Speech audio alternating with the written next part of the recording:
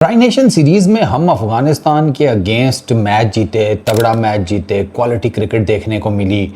लेकिन भाई साहब कुछ लोगों के साथ ना सही मोए मोए हो गया। हाँ वही वाला मोए मोए। उसमें एक्स क्रिकेटर्स तो हैं, उसमें ना अपना मोहम्मद हारिस भी है। मोहम्मद हारिस आपको पता ही है, उसको रगड़ा लग रहा है।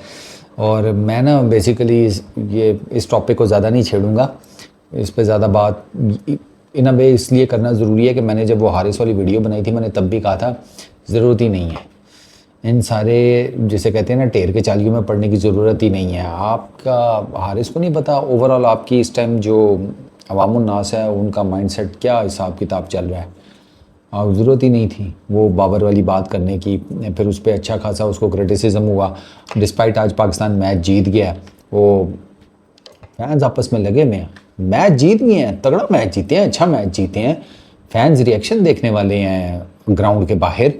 बट भाई हमारे सोशल मीडिया पे वो जनाब मोहम्मद हारिस का दिखा रहे हैं तो 115 के स्ट्राइक रेट से कि पता नहीं कितने के स्ट्राइक रेट से तूने 10-15 रन्स किए हैं और 15 रन्स किए हैं, 13 गेंदें, 115 का स्ट्राइक रेट, एक चौका लगा है। मतलब मैं ये सोच रहा था कि ये जो 13 गेंदें खेली हैं ना हारिस ने, जो जिन्होंने इसको ट्रोल करना था वो ऑलमोस्ट हर गेंद के ऊपर ना यूं कीबोर्ड के ऊपर रख के बैठे होंगे। गया नहीं गया, बैक स्पेस चलो अच्छा गया, अरे नहीं फिर बच गया, ओके ओके। उनके हाथ कीबोर्ड के ऊपर थे और द मोमेंट हारिस ने वो जिसे कहते हैं ऊंचा शॉट मारा और वो आउट हुआ, उन्होंने पकड़ के मीम्स भी बना दी उसको, जिसे कहते हैं अब ट्रोल भी कर रहे हैं। For what?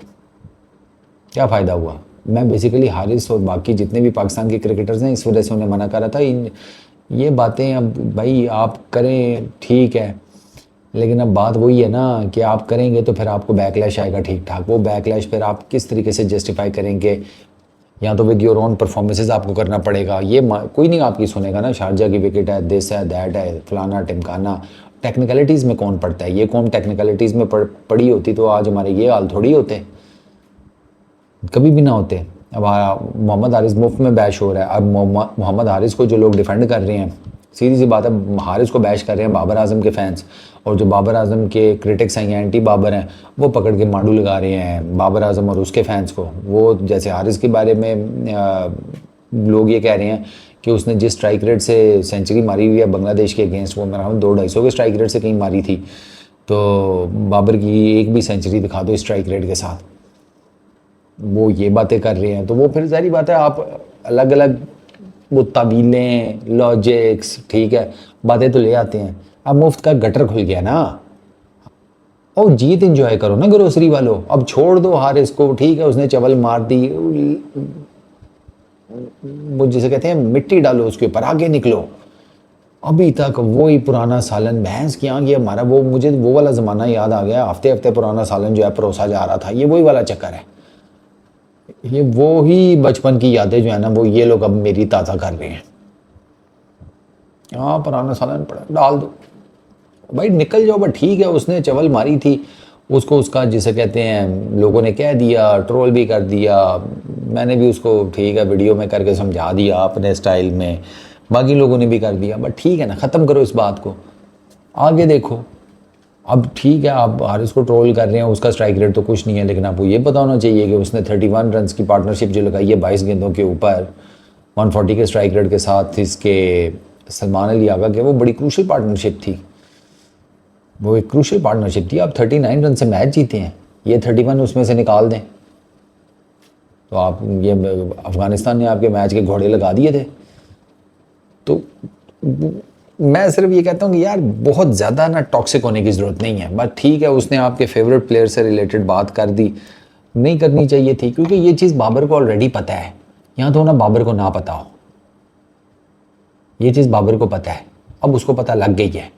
अब क्लियर कट बाबर को मैसेज मिल गया है। बाबर को जो मैसेज 2019 में समरसेट में मिला था वही मैसेज उस टाइम ग्रोसरी वालों तुम लोग उसको दे देते ना तो शायद चीज़ें चेंज होती। तुम भूल क्यों जाती हो कि अल्टीमेटली वो भी पाकिस्तान की ही पैदावार है, उसके भी जीन्स तुम्हारे जैसे ही हैं। 2019-20 में बाबर आजम समरसेट की तरफ से वाइटेलिटी ब्लास्ट खेला था 2019-20 में। 2019 में पहले 2 मैचेस के बाद जो समरसेट का हेड कोच था उसने बाबर आजम को बुला लिया। ही सेड कि जानी ये जो आपका स्ट्राइक रेट है ना यार, ये हमारे इधर नहीं चलेगा, इस T20 क्रिकेट में आपको स्ट्राइक रेट अप करना पड़ेगा। बाबर आजम ने 150 कर दिया स्ट्राइक रेट अपना उन सीजन्स में। 150 बाबर आजम, वशी के दौरे पड़ जाते हैं कि उसने कैसे कर दिया, क्योंकि उसको कोच ने कहा, उसने कर दिया। वो पाकिस्तान में आया, वो पाकिस्तान में चूँकि ब्रांड था, कोचेज़ उससे डरते थे। उसके बजाय इसके कि वो कोचेज़ के नीचे लग के काम करता, कोचेज़ उसके नीचे लग के काम कर रहे थे। किसी ने बाबर को कहा ही नहीं स्ट्राइक रेट का, और चूँकि वो हमारी पैदावार है, इधर की जम पल है, तो उसने भी कहा ठीक है, फिर इसका मतलब है सब सेट ही चल रहा होगा, किसी ने कभी कोई बात की नहीं है। इंजमामुल हक उसके बड़े क्लोज हैं, रमीज़ राजा उसके बड़े क्लोज हैं। I really don't think so इन दोनों ने भी कभी बाबर को कहा होगा कि तू अपना स्ट्राइक रेट बेहतर कर ले। उसने खुद भी नहीं पूछा। तो ये सारी चीज़ें जो है ना, ये है आपकी क्रिकेट की पार्ट हैं। तो अब इनसे कितनी नज़र चुराएंगे आप? अब मुझे बताएं 2019-20 में बाबर आजम ने कैसे अपना स्ट्राइक रेट, वो भी इंग्लैंड में यार 150 कर दिया, क्योंकि कोच ने कहा था, कोच ने डंडा दिया होगा। अब अगर एक खिलाड़ी को पीसीबी नहीं डंडा दे सकता, हेड कोच नहीं दे सकता, तो फिर उसको कितना ही आप ब्लेम करेंगे फॉर हिज डाउनफॉल। कुछ चीज़ें जो होती है ना, वो टेक्निकली समझने की ज़रूरत होती है। मैं बार बार इसीलिए आकर ना कुछ चीज़ों के ऊपर एम्फेसाइज करता हूँ कि आपको ना ये जो बाबर का अभी करंट आपको डाउनफॉल नज़र आ रहा है, आप इसको टेक्निकली समझना पड़ेगा। ऐसे नहीं होगा कि आप कहें कि जी बंदे फारग है, मिट्टी पाओ, ऐसे नहीं होता। उसने पाकिस्तान के लिए रन्स किए हुए हैं।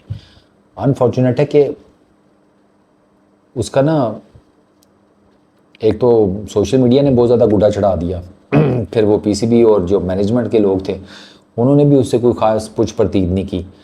इंसान की ना एक खमीर में है कि उसके ऊपर अथॉरिटी ना हो ना, चेक एंड बैलेंस ना हो, और डंडा दे के रख देता है पूरी दुनिया को। ये बात याद रखें, ये हर इंसान के खमीर में है। आप अपने आप से ये सवाल करें ना ज़रा तनाई में बैठ के कि आज आप जिसे कहते हैं कुछ सुपरमैन टाइप की कुछ चीज़ बन जाए, आपने जिसे कहते हैं तोड़ पट के रख देनी है इस दुनिया में। तो बस ये अब रिजवान, ये इसका चैप्टर क्लोज करो यार। ठीक है, अब हो गया ना उसका, उसने चवल मार दी, उसको भी वैसे शौक है, वो मारता है, वो स्टंट मारता है हारिस, मुझे पता है। बट एट द मोमेंट बस अपनी टीम को बैक करो यार, सिंपल, अपनी टीम को बैक करो, इसको भी बैक करो, क्योंकि इसकी परफॉर्मेंसेज मैटर करेंगी। ये आपका विकेट कीपर बैट्समैन है, आपके पास इस टीम में कोई दूसरा विकेट कीपर बैट्समैन नहीं है। Farhan is not a wicket keeper batsman, वो तो पार्ट टाइम विकेट कीपिंग करता रहा है, अभी कभी कभार शुगल मेले में। वो प्रॉपर विकेट कीपर बैट्समैन नहीं है, वो आपका एक ये हारिस ही है। और इस तरह की विकेटों के ऊपर उसको मुश्किल होगी, वो फ्री फ्लोइंग प्लेयर है ना, तो वो इस तरह की विकेट्स के ऊपर उसको मुश्किल होगी। अच्छा, फिर उसका आज वो आया भी काफ़ी नीचे था, ये भी एक चीज़ आपको देखनी पड़ेगी, ठीक है ना। तो वो जब नंबर शफलिंग और वो सारा कुछ, तो लेट इट बी, बस अपनी टीम को सपोर्ट करें। ये लड़के ट्राई नेशन सीरीज़ जीतेंगे तो खुशी होगी, इंशाल्लाह एशिया कप जीतेंगे तो खुशी होगी ना यार।